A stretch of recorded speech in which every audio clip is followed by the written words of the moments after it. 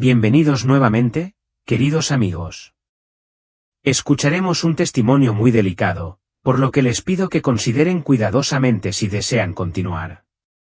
Si sienten que este no es el momento adecuado para ustedes, los invito a que abandonen el vídeo. Pero, si tienen curiosidad por descubrir cómo el mal puede actuar de manera oculta y sutil, quédense conmigo hasta el final. Este es un testimonio impactante que podría cambiar su perspectiva. Mi nombre es Jesse. Crecí en una familia normal donde la religión era más una tradición que una verdadera creencia. Nos identificábamos como católicos, pero para ser honestos, era solo superficialmente. Íbamos a la iglesia para ocasiones especiales, bautismos, bodas, tal vez Navidad o Pascua, pero nunca hablábamos de Dios en casa, no en serio. La fe para nosotros era como una reliquia familiar polvorienta, una cruz en la pared que nadie miraba realmente. En su mayor parte, simplemente hacíamos lo que teníamos que hacer. Luego estaba mi tío.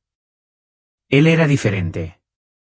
No era alguien que simplemente se dejaba llevar por las cosas, tenía un ojo agudo para todo lo que no le gustaba, especialmente cuando se trataba de la iglesia. Desde que era joven, lo recuerdo haciendo comentarios sarcásticos durante la misa de Navidad, inclinándose para susurrarme algún comentario sarcástico al oído. De niño, pensé que era divertidísimo, hacía que la religión pareciera simplemente otra cosa de la que burlarse, un conjunto de reglas destinadas a mantenernos a raya pero vacías de cualquier significado real. A medida que crecí, su cinismo comenzó a contagiarme. La iglesia, Jesús, Dios, todo comenzó a parecer una actuación, una forma en que la sociedad mantenía a la gente controlada. Poco a poco, me uní a la burla. ¿Qué me importaba un Dios distante predicando amor y sacrificio cuando todo lo que veía a mi alrededor eran contradicciones y personas escondidas detrás de máscaras? Con el tiempo, no fue solo un acto de rebelión. Realmente comencé a creer que todo era una mentira. En mi adolescencia, comencé a sumergirme en foros y libros en línea que destrozaban el cristianismo, haciendo agujeros en todo lo que había escuchado sobre Dios y la fe. Al principio fue curiosidad, pero luego se convirtió en convicción. Cuanto más leía, más segura estaba de que la religión era solo otra herramienta de control. Era liberadora, o eso creía. Sentía que finalmente me estaba liberando de algo que me había estado agobiando sin que me diera cuenta. Entonces, una noche, mi tío me invitó a su casa y me dijo que tenía algo que mostrarme. Su tono era diferente, un poco demasiado serio, casi como si me estuviera invitando a compartir un secreto. Cuando llegué, me llevó a su sótano, un lugar en el que había estado incontables veces, pero esa noche se sintió diferente. Las sombras se aferraban a las paredes, parpadeando en la tenue luz de unas cuantas velas negras que había colocado. Había símbolos dibujados en el piso con tiza, sus líneas gruesas y cuidadosamente colocadas.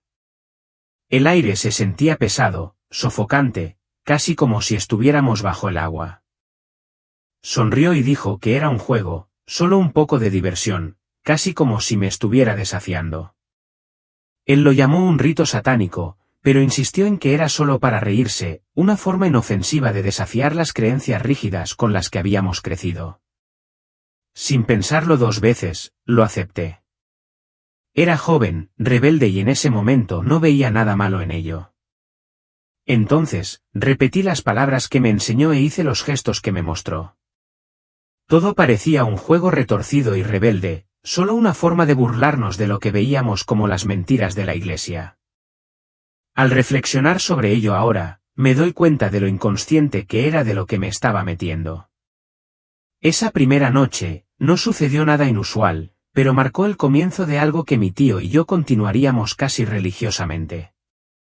Estos rituales se convirtieron en nuestro ritual compartido, tan rutinario como cualquier hábito.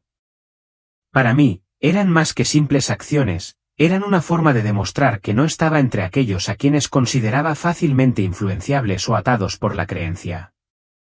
Me sentí empoderado al resistirme a las convenciones como si cada acto fuera mi declaración de control sobre lo desconocido.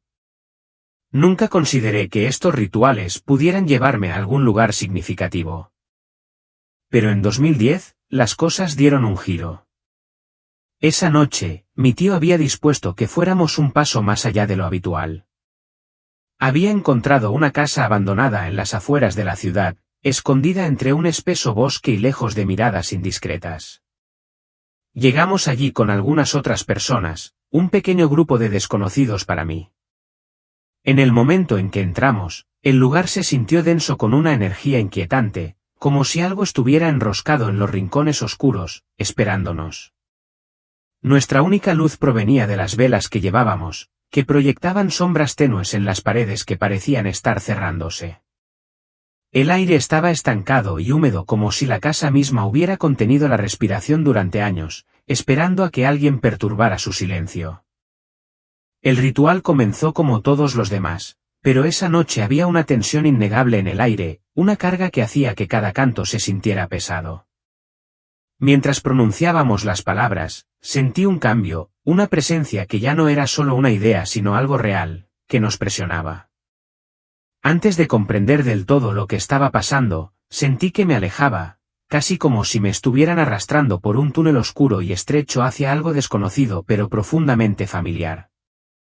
Al final de ese túnel, lo vi, una figura, una sombra y una sustancia entrelazadas, congeladas en la oscuridad como un demonio cautivo. Y de alguna manera, en ese momento aterrador, supe que estaba vinculado a mí. No hablo de ninguna manera que pudiera nombrar, pero se acercó a mí en una forma de comunicación más allá de las palabras, una transmisión directa de imágenes, pensamientos y emociones. En una oleada, me mostró una serie de visiones, rostros contorsionados por el sufrimiento, ojos abiertos con un miedo infinito, cuerpos atados como si estuvieran atrapados en un tormento perpetuo. Luego habló, aunque no con palabras que pudiera escuchar, sino como pensamientos que se grabaron directamente en mi mente. Soy un pariente lejano tuyo, transmitió. He venido a revelarte el destino al que te lleva este camino. Las imágenes se volvieron más oscuras, más vívidas, visiones de un paisaje infernal desolado donde las almas atormentadas vagaban sin rumbo, perdidas en un coro interminable de gritos. Su voz tenía una pesadez inesperada, una advertencia impregnada de tristeza. Estoy condenado, dijo, pero aún tienes una opción. Pero no estaba preparada para escuchar. Incluso cuando sus visiones me llenaban de terror, una parte de mí se mantenía firme, no dispuesta a creer que lo que veía era algo más que un sueño o una ilusión. La negación me parecía segura, un amortiguador contra la realidad que me estaba imponiendo, y me aferraba a la esperanza de que todo esto se desvaneciera cuando despertara. Las visiones persistían, inquebrantables. Me mostró a personas que reconocí, hombres y mujeres comunes y corrientes, del tipo que llevaba cruces y asistía a la iglesia todos los domingos con sus familias. Pero en su visión, no eran lo que parecían ser. Creen que están a salvo, reveló, con un tono que tenía capas de lástima y desprecio. Pero su fe es solo una máscara, una capa hueca que esconde corazones plagados de celos, codicia y odio. Los vi moverse como actores en una obra de teatro, con expresiones devotas, serenas incluso, pero ocultando un vacío interior. Llevar símbolos, recitar oraciones, no es suficiente, continuó. Si tu corazón no es puro, tu fe no es más que un espectáculo vacío. Las palabras de la figura me lastimaron profundamente, dejándome con una verdad incómoda. Su advertencia, aunque difícil de aceptar, fue clara: la fe no era un escudo, no si solo se usaba como disfraz. Y en ese momento, sentí el peso de su mensaje: el camino que estaba siguiendo no solo era peligroso, sino que tenía consecuencias mucho más allá de lo que jamás había imaginado. La visión me sacudió hasta lo más profundo. Siempre me había repelido la hipocresía que veía en algunas personas religiosas, pero presenciarla de esta manera, expuesta, cruda y sin filtros, fue horrorosa de una manera que nunca había anticipado. Pero eso fue solo el comienzo. Las visiones se volvieron más oscuras, descendiendo más profundamente hacia una realidad retorcida. El demonio me mostró un estadio enorme, lleno de aficionados rugientes, que llenaban el aire con sus vítores y gritos, todos concentrados en un partido de fútbol que se estaba jugando abajo. Pero debajo del frenesí y la excitación, percibí algo insidioso, una corriente subyacente de oscuridad que parecía alimentarse de las emociones de la multitud. Mira cómo el mundo se aferra a estos juegos, se burló el demonio.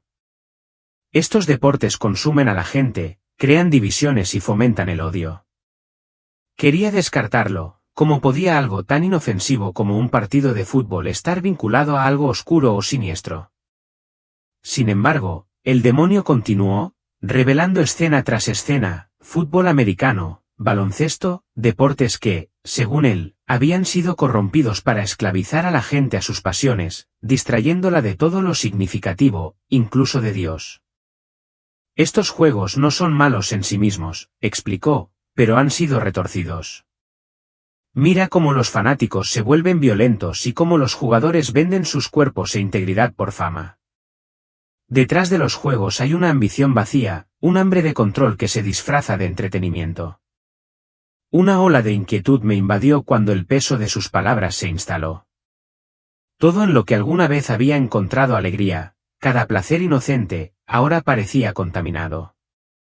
Era como si me estuvieran obligando a mirar detrás de un velo que no sabía que existía, dándome cuenta de lo profundamente enredado que podría haber estado en algo que realmente no entendía.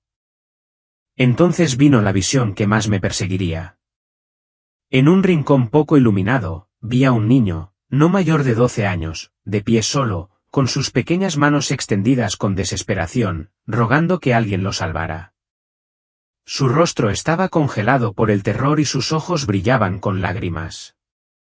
Estaba llorando, pero no había nadie para consolarlo.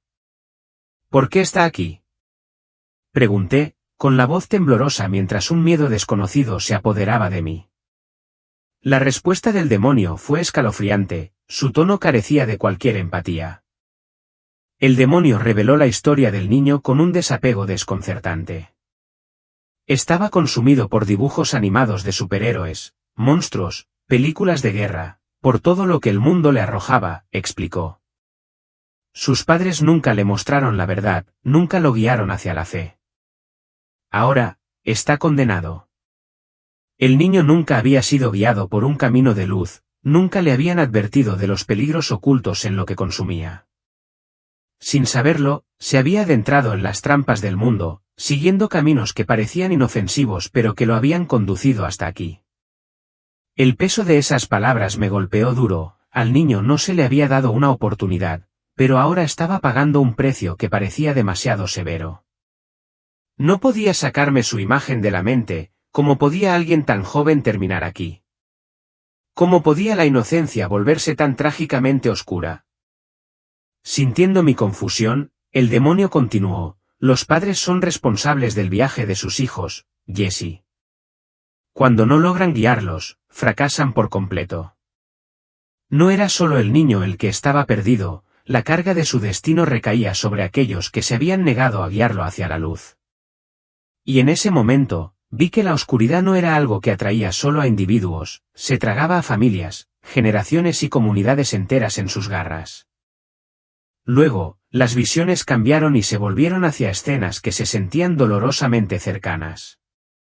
Vi parejas, familias y personas que reconocí de mi vida. Algunas eran parejas que no se habían casado, otras eran personas que habían dejado a sus parejas por razones egoístas, cada una atrapada en un tormento invisible único debido a sus elecciones. El demonio explicó, con su voz fría y segura, que los vínculos fuera de los límites de las estrictas escrituras traían consecuencias, cadenas que atan incluso el alma. Incluso las transgresiones más pequeñas se acumulan, dijo, con palabras penetrantes. La gente cree que puede ignorar el costo, pero siempre hay un ajuste de cuentas. Luego vino una visión que me horrorizó más que cualquier otra cosa hasta ahora. El demonio me llevó a un lugar desolado, un vasto páramo quemado por llamas implacables y lleno de los gritos agonizantes de almas perdidas sin posibilidad de salvación. En el centro de este infierno, vi 3 figuras vestidas con túnicas familiares, inconfundiblemente vestidas como papas, sus prendas, una vez adornadas, ahora consumidas por un fuego que las carcomía poco a poco. Me quedé mirando con incredulidad, se suponía que estos eran hombres santos, pilares de fe y virtud. ¿Cómo podían estar allí, en un lugar de tanto tormento? La respuesta del demonio fue cortante como una cuchilla: están aquí porque cayeron en las mismas tentaciones que cualquier otra persona. Nadie está por encima del engaño, Jesse, ni siquiera aquellos que lideran. En ese páramo ardiente, comprendí la aterradora profundidad de su advertencia. Los peligros de la oscuridad no se limitaban a ciertas personas o roles. Nadie, sin importar cuán exaltado fuera, era inmune al atractivo de la corrupción. Estos hombres, que en el pasado fueron reverenciados y prácticamente adorados por millones de personas, habían elegido el camino fácil, un camino lleno de tortuosos placeres secretos, poder desenfrenado y codicia desenfrenada. El mundo los consideraba santos, pero ellos también se habían extraviado, víctimas de sus propias decisiones. Fue un recordatorio brutal de que el estatus, la autoridad e incluso los títulos religiosos más elevados no significan nada si el corazón mismo está corrompido. Con cada visión, mis cimientos se sentían más inestables, como si cada verdad que había sostenido se estuviera desprendiendo, exponiendo la decadencia subyacente. Podía sentir que mi visión del mundo se fragmentaba, cada creencia se hacía añicos por estas revelaciones. Entonces, como si sintiera que estaba al borde del abismo, el demonio entregó un mensaje final e inquietante: en los próximos 30 años, este mundo cambiará de maneras que no puedes ni imaginar. La mayoría de las iglesias, la mayoría de los líderes, caerán. La gente tendrá que tomar decisiones que hieren hasta los huesos, y solo los sinceros tendrán una oportunidad. Sus palabras eran una advertencia pesada, como una profecía sombría, mientras me mostraba destellos del camino que tenía por delante. Me llenó de un miedo tan profundo que parecía que me consumiría.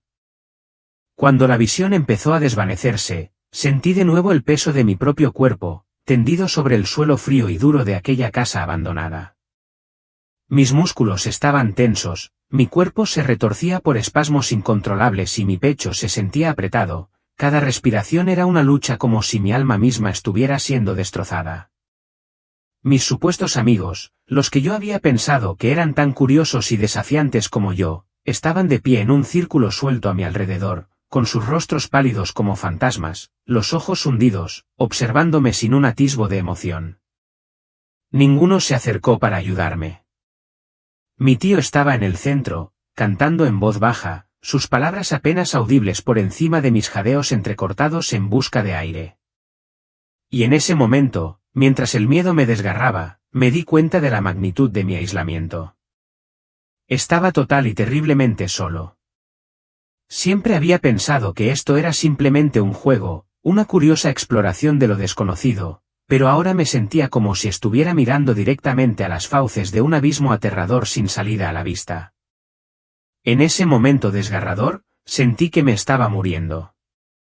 La oscuridad me envolvió, se tragó la luz parpadeante de las velas y me asfixió con una pesadez ineludible. Respirar se convirtió en una tarea ardua, me dolían todos los músculos del cuerpo y mi corazón latía aceleradamente de una manera que parecía más desesperación que vitalidad. Realmente creí que era el final. Entonces, como si una misericordia fugaz hubiera descendido sobre mí, las convulsiones cesaron abruptamente. Me quedé allí, agotada, con el cuerpo débil y la mente confusa. De alguna manera, reuní la fuerza para levantarme, tambaleándome hacia la salida de la casa. No podía soportar mirar atrás, apenas registré el aire fresco de la noche mientras salía a trompicones, casi ciega por el terror. Todo lo que sabía era el impulso primario de escapar de esa casa, de esa gente, de las visiones de pesadilla que había presenciado. Cuando finalmente llegué a la carretera, grité pidiendo ayuda. El personal del hospital trató las quemaduras en mis manos, cicatrices profundas dejadas por las incesantes llamas de las velas, marcas que permanecerían conmigo durante años. Pero el dolor físico palidecía en comparación con el tormento que se retorcía en mi interior. Acostada allí en la cama del hospital, mirando fijamente al techo, llegué a una dolorosa conclusión: todo lo que había creído, todo lo que creía entender sobre el mundo, había sido una mentira. Pasaron las semanas y me encontré atormentada por esas visiones. Se aferraban a mí como una sombra oscura, imposible de sacudirme, los rostros angustiados, los gritos interminables, las advertencias escalofriantes. Sabía que no podía simplemente regresar a mi antigua vida y fingir que nada de eso había sucedido. Las palabras del demonio resonaban sin cesar en mi mente, incluso aquellos que están más cerca de la luz pueden caer en la oscuridad si no tienen cuidado. Yo no había sido nada cuidadosa. Cada día se convertía en una lucha, una confrontación con la realidad de mis decisiones y el peso de las verdades que había desenterrado. Por primera vez en mi vida, sentí una necesidad urgente y desesperada de redención, no la fe superficial y ceremonial de la que antes me había burlado, sino algo profundo y real. Llegué a la conclusión de que necesitaba orientación, alguien que pudiera ayudarme a encontrar el camino de regreso de la oscuridad en la que me había encontrado. Con cierta inquietud, busqué al pastor local, un hombre al que apenas conocía. Para mi sorpresa, escuchó sin juzgarme mientras le abría mi corazón, relatando cada detalle, cada horror y cada error que había cometido. Casi esperaba que me desestimara, o tal vez incluso se burlara de mí como lo había hecho con otros en el pasado, pero en cambio, me miró con una profundidad de comprensión que no había previsto. Después de un largo silencio, habló en voz baja: lo que estás describiendo es algo que pocas personas experimentan. Has vislumbrado el otro lado, Jesse, y ahora depende de ti elegir tu camino. Él me ayudó a organizar una estancia en un convento, un santuario de paz y tranquilidad donde podía despejar mi mente y buscar la guía que tan desesperadamente necesitaba. Ese mes transformó mi vida, fue un periodo de profunda introspección, rodeada de personas que habían dedicado su vida a algo mucho más grande que ellas mismas. Por primera vez, sentí un sentido de pertenencia y una calma interior que me había eludido durante mucho tiempo. Cuando salí del convento, me esperaba una invitación inesperada, una reunión privada con más de 100 pastores. Sabía que tenía que compartir mi historia, advertirles sobre las verdades oscuras que había presenciado. De pie ante ellos, les conté cada visión, cada detalle inquietante y cada revelación aterradora que se había revelado ante mí. Podía ver el impacto de mis palabras en sus rostros, sus expresiones cambiaron del escepticismo a la profunda preocupación mientras hablaba. Algunos parecían conmocionados, otros dudosos, pero sentí una profunda certeza de que lo que compartiera permanecería con ellos mucho después de que hubiera terminado. Me instaron a mantener mi experiencia en privado, a tratarla como algo personal y sagrado. Pero ahora, después de 15 años de silencio, me doy cuenta de que ya no puedo contenerme. La necesidad de compartir mi verdad se ha convertido en una compulsión, y debo hablar por el bien de aquellos que todavía pueden estar perdidos en la oscuridad por la que una vez vagué.